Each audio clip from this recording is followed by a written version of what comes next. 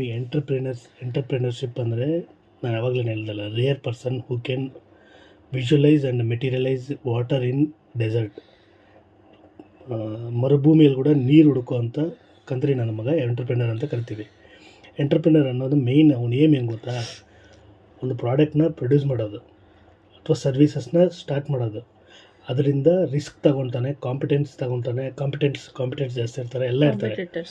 ಎಲ್ಲರನ್ನೂ ಎದುರ್ಕೊಂಡು ಅವನು ಮುಂದೆ ಬರೋದು, ಪ್ರಾಫಿಟ್ ಗೇನ್ ಮಾಡೋದನ್ನೇ ಎಂಟರ್ಪ್ರಿನರ್ ಅಂತ ಕರೀತಾರೆ. Main goal of an entrepreneur ಏನಂತಂದರೆ ರೆಗ್ಯುಲರ್ ಅಕಾರ್ಡಿಂಗ್ ಟು ಮೆಕ್ಲ್ಯಾಂಡ್ ಅಂತ ಹೇಳ್ತಾರೆ. ಮೆಕ್ಲ್ಯಾಂಡ್ ಪ್ರಕಾರ ಎಂಟರ್ಪ್ರಿನರ್ ಅಂದರೆ ಏನಂದರೆ ಅವ್ನಿಗೆ ಎಷ್ಟು ಬೇಕೋ ಅದಕ್ಕಿಂತ ಜಾಸ್ತಿ ದುಡಿದು ಸಂಪಾದನೆ ಮಾಡಿ ಸೊಸೈಟಿಗೆ ಕೊಡೋರನ್ನ ಎಂಟರ್ಪ್ರಿನರ್ ಅಂತ ಕರೀತಾರೆ. ಎಂಟರ್ಪ್ರಿನರ್ ಯಾವತ್ತಿದ್ರೂ ಸೆಲ್ಫಿಶ್ ಪೀಪಲ್ ಅಲ್ಲ. ಅವ್ನು ಯಾವತ್ತಿದ್ರೂ ಸೊಸೈಟಿಗೆ ಏನು ಬೇಕೋ, needs of the society, needs of the customer ತಿಳ್ಕೊಂಡು ಅದನ್ನು ಸಾಲ್ವ್ ಮಾಡೋನು ಎಂಟರ್ಪ್ರಿನರ್ ಅಂತಾರೆ. ಬಟ್ ಎಂಟರ್ಪ್ರಿನರ್ಗೆ ಏನು ಕನ್ನಿಂಗ್ ಇರುತ್ತೆ ಅಂತಂದರೆ, ಇರೋ ಮನಿಯಲ್ಲಿ, ಇರೋ ಲ್ಯಾಂಡಲ್ಲಿ, ಇರೋ ಇದರಲ್ಲಿ ಅವ್ನು ಎಂಟರ್ಪ್ರೈಸ್ನ ಸ್ಟಾರ್ಟ್ ಮಾಡಿ ಡೆವಲಪ್ ಮಾಡಿ ಪ್ರಾಫಿಟ್ ತೊಗೊಬೇಕು ಅಂತಾನೆ. ಅವನ ಹತ್ರ ಯಾವತ್ತಿಗೂ ದುಡ್ಡಿರಲ್ಲ. ದುಡ್ಡಿಗಿನ್ನ ಮುಂಚೆ ಅವನ ಹತ್ರ ಐಡಿಯಾ ಇರುತ್ತೆ ಅಷ್ಟೇ. ಓಕೆನಾ? ಇದನ್ನೇ ಎಂಟರ್ಪ್ರಿನರ್ ಅಂತ ಕರೀತಾರೆ. ಇದಾದಮೇಲೆ ನೆಕ್ಸ್ಟ್ ಬರೋದು characteristics of entrepreneur. Characteristics of ಎಂಟರ್ಪ್ರಿನರ್ಗೆ ಫೇಲ್ ಆದರೆ ಕಾರು ಮತ್ತು ಐಪ್ಯಾಡ್ ಸಿಗುತ್ತೆ ಅಂತ ಇಟ್ಕೊಳ್ಳೋಣ. ಓಕೆನಾ?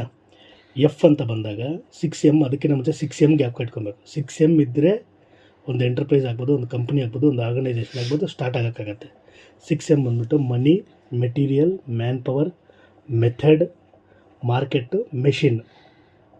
ಓಕೆನಾ?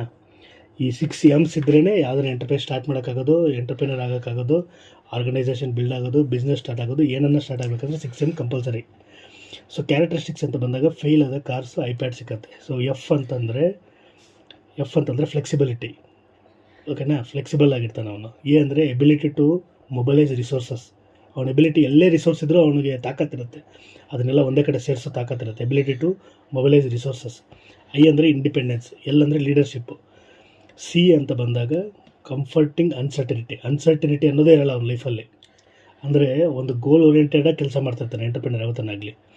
ಸೊ ಮತ್ತು ಎ ಅಂದರೆ ಎಬಿಲಿಟಿ ಟು ಕಂಟ್ರೋಲ್. ಅವನು ಎಷ್ಟು ರಗಡ್ಡಾಗಿ ಅಂದರೆ ಎಷ್ಟು ಸ್ಟ್ರೈಟ್ ಫಾರ್ವರ್ಡ್ ಆಗಿರ್ತಾನೆ ಅಂದರೆ ಕಂಟ್ರೋಲ್ ಮಾಡ್ತಾಯಿರ್ತಾನೆ ಎಲ್ಲ ಎಂಟರ್ಪ್ರಿನರ್ಸ್ನ.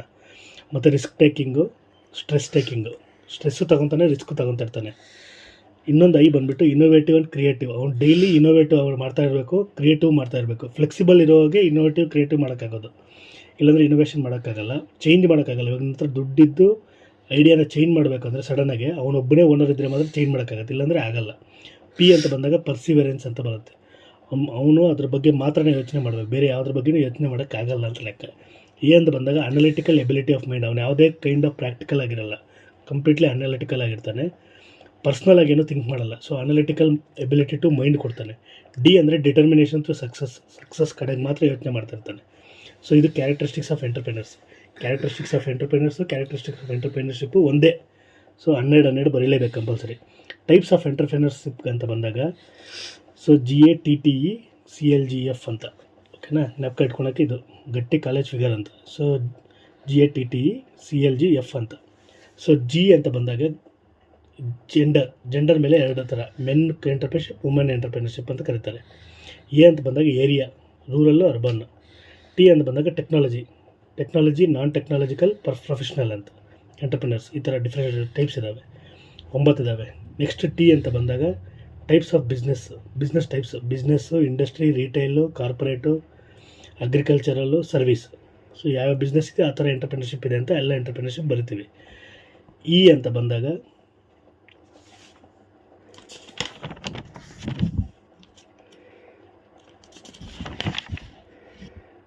ಎಂಟರ್ಪ್ರಿನಲ್ ಆ್ಯಕ್ಟಿವಿಟಿ ಅಂತ ಬಂದಾಗ ನೋವೈಸು, ಸೀರೀಸು, ಪೋರ್ಟ್ಫೋಲಿಯೋ ಅಂತ ಲೆಕ್ಕ.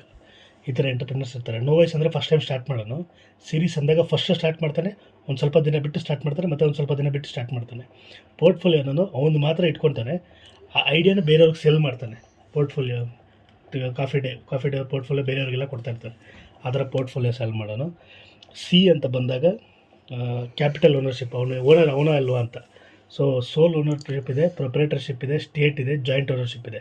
ಸ್ಟೇಟ್ ಅಂದರೆ ಗೌರ್ಮೆಂಟು, ಸೋಲ್ ಅಂದರೆ ಒಬ್ಬನೇ, ಜಾಯಿಂಟ್ ಅಂದರೆ ಇಬ್ಬರು ಸೇರಿ, ಗೌರ್ಮೆಂಟು ಮತ್ತು ಸೋಲ್ ಓನರ್ಶಿಪ್ ಸೇರಿ ಮಾಡೋಂಥದ್ದನ್ನು. ಕ್ಯಾಪಿಟಲ್ ಇದು ಅಂತ ಬರುತ್ತೆ. ಎಲ್ ಅಂತ ಬಂದಾಗ ಲೆವೆಲ್ ಆಫ್ ಮೋಟಿವೇಶನ್ ಅಂತ.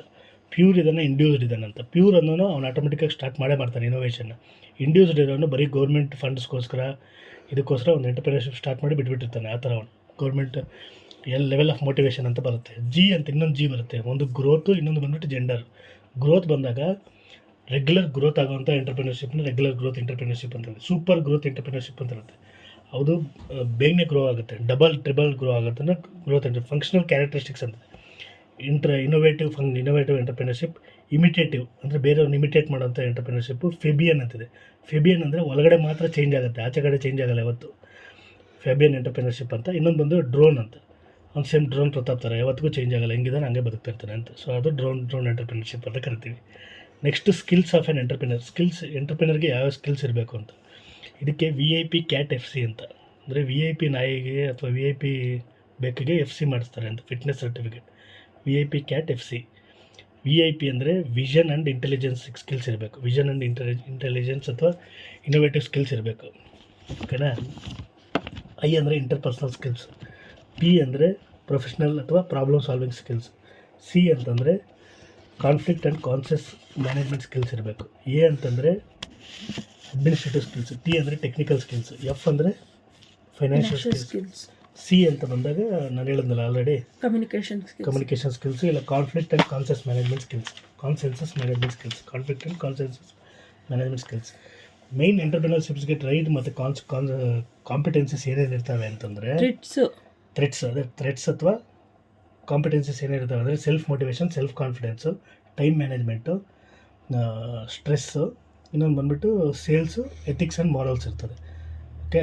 Next functions of an entrepreneur. Main important functions of entrepreneur ಏನಂತಂದರೆ ಫಸ್ಟು ಐಡಿಯಾ ಜನರೇಷನ್. ಓಕೆನಾ. 9 ಇದ್ದಾವೆ. ಐಡಿಯಾ ಜನರೇಟ್ ಆಗುತ್ತೆ. ಜನರೇಟ್ ಆಗಿರೋ ಐಡಿಯಾಗೆ ಡಿಟರ್ಮಿನೇಷನ್ ಆಫ್ ಆಬ್ಜೆಕ್ಟಿವ್. ಅದಕ್ಕೊಂದು ಪ್ರಾಬ್ಲಮ್ಗೆ ಆಬ್ಜೆಕ್ಟಿವ್ನ ಹುಡ್ಕೊತಾನೆ. ಅದಾಗಿದ್ದಾದಮೇಲೆ ಫಂಡ್ ರೈಸಿಂಗು, ಒಂದು ಕಡೆಯಿಂದ ಫಂಡ್ ರೈಸ್ ಮಾಡ್ತಾನೆ. ಅದಾಗಿದ್ದಾದಮೇಲೆ procurement of raw materials and procurement of machinery. ಎರಡೂ ಮಾಡಲೇಬೇಕಲ್ಲ. Procurement of raw materials, procurement of machinery ಮಾಡ್ತಾನೆ. ಅದಾಗಿದ್ದಾದಮೇಲೆ ಮಾರ್ಕೆಟ್ ರಿಸರ್ಚ್ ಮಾಡ್ತಾನೆ. ಹೋಗಿ ಮಾರ್ಕೆಟೆಲ್ಲ ಒಂದು ರೌಂಡ್ ಹಾಕೊಂಬಂದು ಅದೇನಿದೆ ಅನ್ನೋ ಅಂತ ರಿಸರ್ಚ್ ಮಾಡ್ತಾನೆ. ಅದಾಗಿದ್ದಾದಮೇಲೆ ಮಾರ್ಕೆಟ್ ರಿಸರ್ಚ್ ಆದಮೇಲೆ ಡಿಟರ್ಮಿನೇಷನ್ ಆಫ್ ಓನರ್ಶಿಪ್. ದುಡ್ಡು ನಿನ್ನ ಹತ್ರನೇ ಫುಲ್ ಇದೆಯಾ, ಇಲ್ಲಾಂದರೆ ಸೋಲ್ ಪ್ರೊಪ್ರೈಟರ್ಶಿಪ್ ಅದು 4 ಇದಾವಲ್ಲ, 4ರಲ್ಲಿ ಯಾವುದನ್ನು ತಗೊಬೇಕಂತ ಯೋಚನೆ ಮಾಡ್ತಾನೆ. ಅದಾದಮೇಲೆ recruitment of the manpower. Lastly ಬಂದು ಇಂಪ್ಲಿಮೆಂಟೇಷನ್ ಆಫ್ ದಿ ಪ್ರಾಜೆಕ್ಟ್ ಮಾಡ್ತಾನೆ. ಪ್ರಾಜೆಕ್ಟ್ ಏನಿದ್ರೆ ಅದನ್ನು ಇಂಪ್ಲಿಮೆಂಟ್ ಮಾಡ್ತಾನೆ. ಅದು functions of an entrepreneur. So ಕಂಪಲ್ಸರಿಯಾಗಿ ಇದು ಮಾಡಲೇಬೇಕು. Importance of advantages of entrepreneur ಅಂದರೆ ಎಂಟರ್ಪ್ರಿನರ್ ಇದ್ದರೆ ಏನೇನಾಗುತ್ತೆ ಅಂತ. ಹೊಸ ಪ್ರಾಡಕ್ಟ್ ಬರುತ್ತೆ, ಪರ್ಸನಲ್ ಗ್ರೋತ್ ಆಗುತ್ತೆ, ಟ್ಯಾಕ್ಸ್ ಬೆನಿಫಿಟ್ಸ್ ಇರುತ್ತೆ, ಸೆಲ್ಫ್ ಕಾನ್ಫಿಡೆನ್ಸ್ ಇರುತ್ತೆ, ಫ್ಲೆಕ್ಸಿಬಿಲಿಟಿ ಇರುತ್ತೆ. ಎಂಟರ್ಪ್ರಿನರ್ ರೆಗ್ಯುಲರ್ ಆರ್ಗನೈಸೇಷನ್ ಬದಲು ಎಂಟರ್ಪ್ರಿನರ್ ಇದ್ದರೆ ಏನೇನು ಲಾಭ ಇರುತ್ತೆ ಅಂತ. ಸೊಸೈಟಿಗೆ ಗಿವ್ ಬ್ಯಾಕ್ ಇರುತ್ತೆ, ಪರ್ಸನಲ್ ಗ್ರೋತ್ ಇರುತ್ತೆ, ಮಾನಿಟರಿ ಟ್ಯಾಕ್ಸ್ ಬೆನಿಫಿಟ್ಸ್ ಎಲ್ಲ ಇರುತ್ತೆ. ಚಾಲೆಂಜಸ್ ಏನೇನು ಬರುತ್ತೆ ಅವರಲ್ಲಿ ಅಂತಂದರೆ ಕಾಂಪಿಟೇಷನ್ ಜಾಸ್ತಿ ಇರುತ್ತೆ, ರಿಸ್ಕ್ ಜಾಸ್ತಿ, ಸ್ಟ್ರೆಸ್ ಜಾಸ್ತಿ, ಮತ್ತು ವರ್ಕಿಂಗ್ ಟೈಮ್ಸ್ ರೆಗ್ಯುಲರ್ ಆಗಿರಲ್ಲ, ಮತ್ತು ರೆಗ್ಯುಲರ್ ಸ್ಯಾಲ್ರಿ ಬರೋಲ್ಲ ಅವ್ರಿಗೆ, ಮತ್ತು ಐಸೋಲೇಷನ್ ಸ್ಟೇಟ್ಗೊಳ್ತಿರ್ತಾರೆ, ಕಾಂಪ್ಲಿಕೇಶನ್ಸ್ ಆಗೋಗ್ಬಿಡ್ತಾರೆ, ಕಂಪ್ಲೀಟ್ ಸ್ಟ್ರೆಸ್ಫುಲ್ ಅಡ್ಮಿನಿಸ್ಟ್ರೇಷನ್ ಇರುತ್ತೆ. ಎಲ್ಲ ಫೇಲ್ಯೂರು ಸಕ್ಸಸ್ ಎರಡೂ ಅವ್ರ ಕಂಟ್ರೋಲಲ್ಲೇ ಇರುತ್ತೆ. ಅದು ಅವರಲ್ಲಿರೋ challenges. Next opportunities for entrepreneurs in India. Opportunities for entrepreneurs in India as well as abroad. Opportunities for entrepreneurs in ಇಂಡಿಯಾಗೆ LREMH ಅಂತ.